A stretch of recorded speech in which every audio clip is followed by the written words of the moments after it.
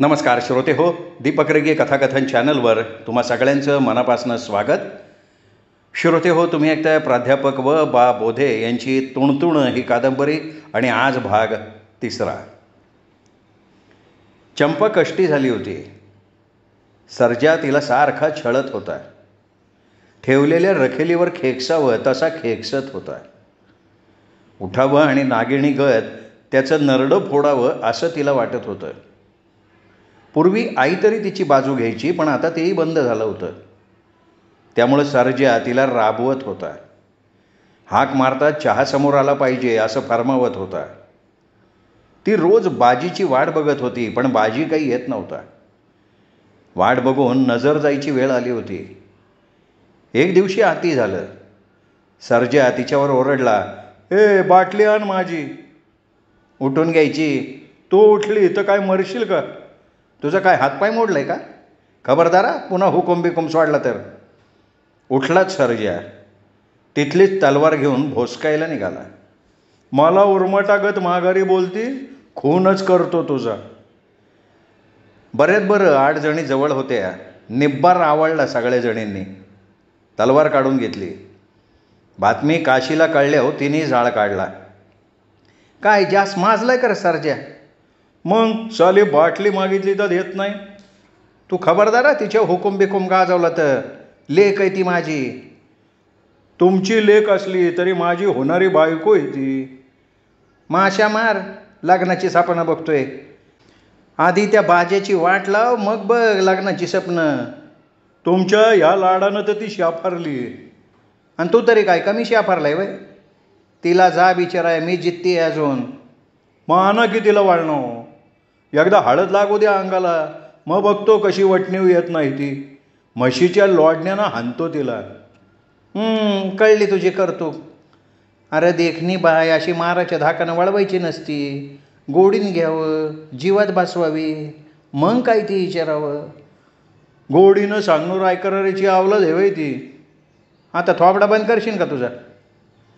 सर्जेची पुंगीच बंद झाली. चंपाला बी बरं वाटलं. पडून ती विचार करत राहिली. का कोण जाणे, पण आईबद्दल उगाचच तिला जिव्हाळा वाटायला लागला. ती कशीही असली तरी आपल्याबद्दल तिला जिव्हाळा आहे याची तिला जाणीव झाली. सलग 7 दिवस बाजी फिरकलाच नाही तशी ती गळून गेली. बसल्या ताटावर डोळे गाळत त्याचा विचार करायला लागली. सोबतीने म्हणायच्या, अहो आकाताय अशा का पोरावाने डोळं गाळताय? अगं कुठं काय, मग भरल्या ताटावर रडताय, जेवा बरं. काय जगण्यात राम वाटत ना गं. हे बघा उगं काय विमानात घेऊन बसू नका, जेवा. माणसांचा विश्वास राहिलाय कुठं आजकाल? ती काहीच बोलली नाही. अजूनही तिचा बाजीवर विश्वास होता असल्या कारणानं आणि तो दाबण्या इतका लेचापेचा नाही हेही तिला माहिती होतं. प्रसंग पडला तर तो मरणाची बाजी लावल, नावासारखा ताठ जगल. तिचं मन तिला नवीन उभारी देत होतं. काळजात रुतलेला बाजी जणू तिला ठणकावून सांगत होता, मी येईन, नक्की येईन, तुला सन्मानानं घेऊन जाईन, माझ्या राणीसाठी सुखाचा संसार मांडीन. मनानं दिलेली ग्वाही ती प्रमाण मानत होती, तशीच जगत होती. कुणाशी बोलत नव्हती. पडद्यामागचं दुःख बोर्डावर दाखवत नव्हती. शांतपणे आपलं काम करत होती. चिमणीसारखी भिरभिरती नजर त्याला शोधत होती. तो दिसला नाही की कापरागत आतल्या आत जळत होती. आत येऊन कोणाला दिसणार नाही अशा बेतानं आसवं पुसत होती. कधी नव्हत काशी जवळ आली एकदा. चंपा शांत झोपली होती. तिने तिच्या कपाळावर हात ठेवला. गार हाताच्या स्पर्शानं चंपा पटकन उठली. हां कोण आहे? अगं मी आई आहे तुझी. एवढी कदा चाकली? तिने नकारार्थी मान हलवली, पुन्हा मेल्यागत पडून राहिली. बाईनं दंडावरनं हात फिरवत पुन्हा कपाळापर्यंत नेला. बरं नाही का तुला? काय होतंय मला? मस्त चांगली ठणठणीत आहे मी. अगं मग गप का झाली आज? बोलत नाही कोणाशी, पोटभर जेवत नाही. काहीतरी गैरसमज झाला तुझा. कोळी आहेस का गं? खरंच तुला बाजी आवडतो? व्हय आवडतो, पण आवडून उपयोग काय? तुला किंमत कुठं आहे माझ्या मनाची? अगं येडी आहे का गं तू? अगं तुझं सुख ते माझं सुख. हे बघ, तुला भाजी रावासीच लगीन लावायचं असेल तर मानानं लाव, देवा पुढं लाव, माझी तयारी आहे. हे बघ, येत्या द्वादशीला जत्रा आहे खंडोबाच्या पालीची. भाजीला बोलीव, तिथं टाकू उरकून देवळात लगीन. नक्की? वय अगं, माझ्या रक्ता शपथ. सर्जाच्या जाचाला मी बी काटाळली. कावा बोलवतीस भाजीला? येईलच की 4 दिवसात तो. हे बघ, त्याला माझ्या पुढं 5 मिनिटात समजावते मी त्याला. शेवटी आई आहे, तुला माझी दया आली म्हण की. अगं काय येणार नाही, लाडाची लेक आहे तू माझी. आता हितनं मोर गपरा, सर्जेशी वाद घालू न ग, त्याला नकळत वाद मिटवूनच टाकू. अगं अंजीर आणलीच रकट्यानं, ते अंजीर खा. लेकीचं मन वळवून तिला अंजीर खायला देऊन काशी कामाला लागली. दिवस मावळला तशी चंपा टिनपाट घेऊन वाड्याकडे झोकली. माघारी येऊन बघते तर सर्जा आणि आई खिदळत असलेली, दोघेही भरपूर पेलेली, एकमेकांना फुटाणं चारत होती. चंपाला काहीच कळेना, आई खरी कोणती, मगाशची का आत्ताची? चंपाची कवटीच सरकली. या धूर्त आणि बेरकी माणसांचा अंदाज लागणं कठीण. आत्ता एक बोलतील आणि मग दुसरंच करतील. काय डाव खेळतायत समजत नाही. स्वार्थासाठी एखाद्याच्या जीवाला लोंबकळणारी ही माणसं स्वतःच्या सुखासाठी दुसऱ्याच्या जिभेवर विस्तू ठेवतील. कसा विश्वास ठेवायचा यांच्यावर? रात्रभर चंपा जागी होती, झोपच लागत नव्हती. पहाटे डोळा लागला. गार वारा बाहेर झणाणत गेला. लग्नासाठी बाजी सजलेला काशीनं त्याला ओवाळलं, मिरवत जानवस घरापर्यंत नेलं. सर्जेराव तयार होताच. रामराम घालून त्याला जेवणासाठी नेला. अंधारात नेऊन तिथंच भोसकला. रक्ताची चिळकांडी उडली, भंडाऱ्यागत भिताडावर पसरली. आई ग! चंपा किंचाळत उठली, घामानं उफाळली होती. पोरी धावत आल्या. काय झालं अक्कासाहेब? अहो का वरडला एवढ्या मोठ्यानं? अयो, सपान पडलं होतं ग. अहो अक्कासाहेब, किती घाम आलाय बघा. काय भयानक बघितलं का? नाही नाही, काय नाही. अहो फालतं झोपलं का सपान पडतंय? उठा, सरळ झोपा, नाही तर सरळ तिकडं आमच्याकडं झोपायचाला. चंपा शांतपणे उठली, बायकांच्या घोळक्यात जाऊन झोपली. पण तिला झोप लागली नाही. खोळ्यागत शेवंतीला चिकटून ती झोपली तशी शेवंती तिला थोपटत म्हणाली, लगीन झाल्याशिवाय आकाशाचं काही खरं नवं. ह्यो रोग वायट.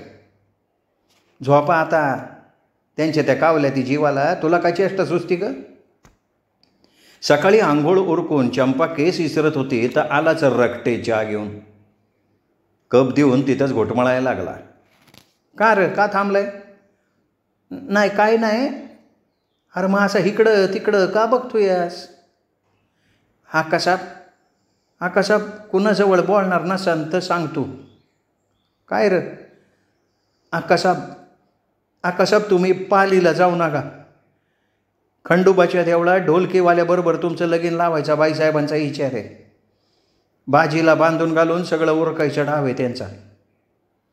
पलीकडनं आकाराम येताना दिसता तसा रकटे म्हणाला, काय चहा काय जास्त गोळमाड झालाय काय? वय पिऊन बघितलंय म्हण की. आकाराम, एवढी कप बशी घेऊन जा बाबा. आकाराम गेला तशी चंपा हळूच म्हणाली, रकटे तुला कसं कळलं? अहो मी समजा ऐकलं. नटराजीची शपथ, मी खोटं नाही सांगत. हे घे, ठेव जवळ. अहो 10 रुपये? ते कशाला? नक. हे बरं, ठेव म्हणल्यावर ठेवावं. एवढी भावावानी कोण साथ देते बाबा? रकटेला नाही म्हणलं तरी बरं वाटलं. साधा तुणतुणेवाला तो. कोण एवढं जवळीकतेनं वागवतंय? जो तो सांकाम्या म्हणून त्याचा वापर करायचा. तो बी कवा नाही म्हणायचा नाही. फलटणात तमाशा होता. तमाशा उभा राहिला तरी चंप्याच्या डोसक्यातनं बाजी जात नव्हता.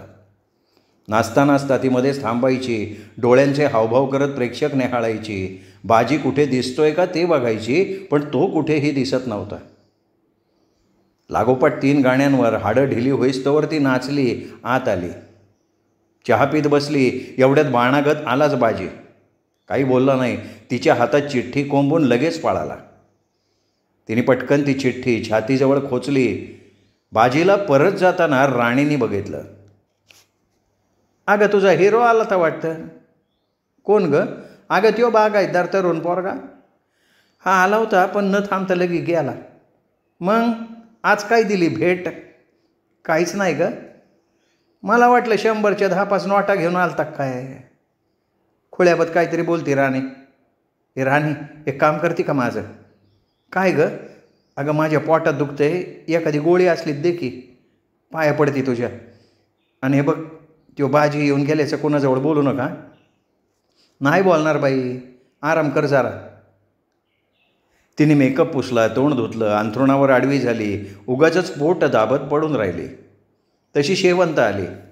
काय होतंय आकासाहेब? अगं पोटात लईच दुखतंय ग. पडा जरा, आईसाहेबासनी बोलवू का? हां बोलू की. आई बी जवळ आली. पडून राहायला सांगितलं आणि गेली. अगं लय जीव तोडून काम नग करू, असंही जाता जाता म्हणाले. साऱ्या बोर्डाकडे पळाल्या तशी चंपा उठून बसली, चिठ्ठी काढली, वाचली. स्टँडवर ये, मोटरसायकल तयार आहे. ती खुश झाली. सारं सोडून बाजीच्या मागे हरणागत पळायला ती उत्सुक होती. आसपास कुणी नाही असं बघून ती स्वतःच्या पेटीजवळ सरकली. दागिने काढले, भराभरा अंगावर चढवले, 2-4 पातळं काढली, पिशवीत कोंबली. लघवीच्या निमित्तानं छत वर केलं, अंधारात सटकली, रिक्षात बसली आणि म्हणाली चल स्टँडवर घे लवकर. बाजी वाटच बघत होता. ती येताच त्याने मोटरसायकलवर टांग मारली. ती गपकन मागं बसली. गारठा तुडवत गाडी निघाली. वारं अंगाशी झाटायला लागलं. तशी ती पुढे सरकली. दोन्ही हाताने त्याला कवटाळून चिकटून बसली.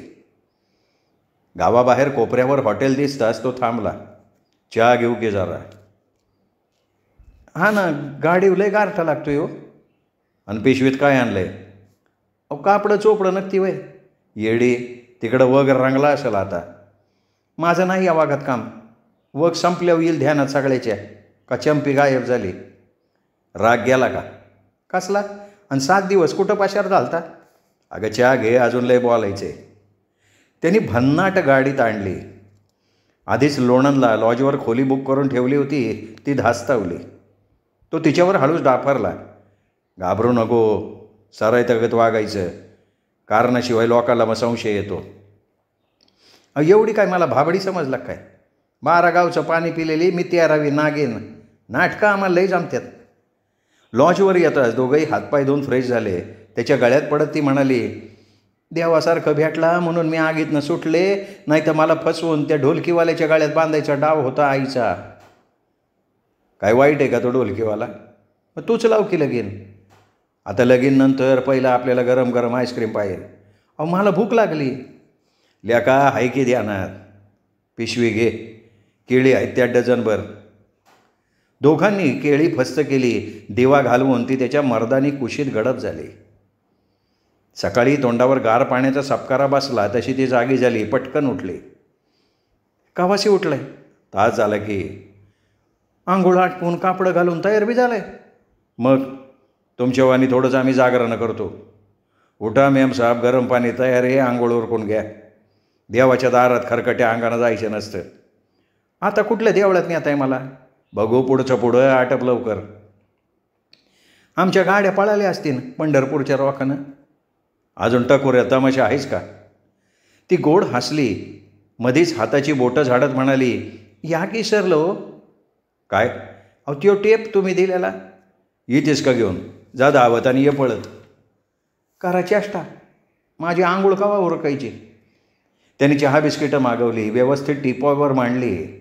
ती पातळ बदलून समोर आली तसा तो म्हणाला, अगं का सुटा कशाला घातला? फेडतो, सरळ आपलं गोल पातळ नेस, चांगलं दिसन तुला. मला वाटलं तुम्हासनी आवडल का नाही. तोंड तिकडं करा की. एवढं लाजते ती वय? अहो चला मला लाज वाटते बाय. त्याच्या मनासारखं पातळ नेसून तिने भरदार केसांची एकच वेणी पाठीवर सोडली. चहा बिस्किटं खाऊन निघाली. आता कुठं जायचं? आता स्वामीयाच्या कारंजाला जायचं, लगीन लावायचं आणि तिथनं मग थेट आमच्या राजेवाडीला. मोटरसायकल चालवायचा कटाळा येत नाही वय? आता पायात 2-2 कुलीची घुंगरं घालून नाचताच की तुम्ही. तसंच आहे, पळवायचं दोडो आहे काय नाही काय. चालवणार का तुम्ही फटफट? आता तुम्ही शिकवले हो चालवायला काय? हा शिकवू की शिकवू. घरी कोण कोण असतं? कोण नाही, आमचे पिताजी आणि सावत्र आई. म्हणजे तशी ती त्यांची रखेली, पण नात्यानं आई लागायची. गाव चांगलं आहे ना? गावाची काय देणं घेणं आहे. आपण आपल्या जीवाचा राज. गाव काय 2 वक्ताची भाकरी पुरवत नाही काय? तुमचं बोलणं ऐकत राहावं असं वाटतं.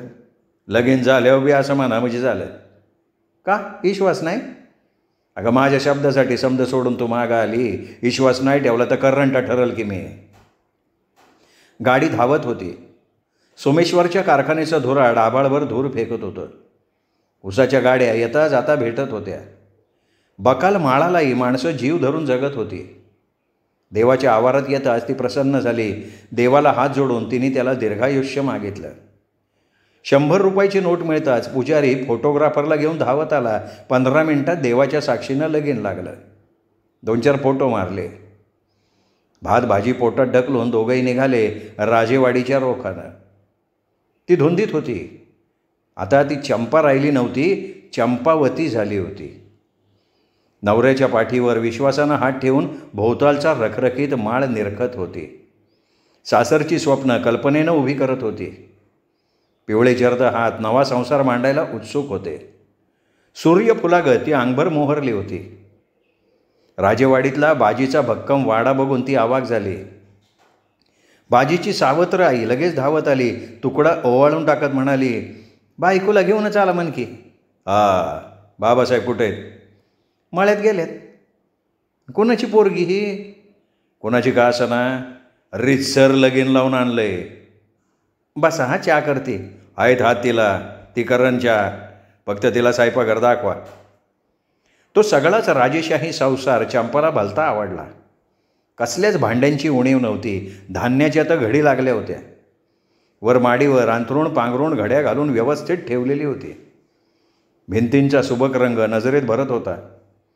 पायात घोटाळणारा पांढरा शुभ्र जॅकी कुत्रा चंपाला भलताच आवडला. जणू पहिल्याच दिवशी तो ओळखीचा झाला. सावत्र आई मात्र टवकारून बघत होती. उगीचच बिलंदर बाई ग चंपाचा अंदाज घेत होती. उलटसुलट प्रश्न विचारून माहिती काढत होती. तिच्या अंगावरचे दागिने बघून तिने विचारलं, सोनं खरं आहे का नकली आहे? अहो, सोन्यापेक्षा माणसं महत्त्वाची आहेत.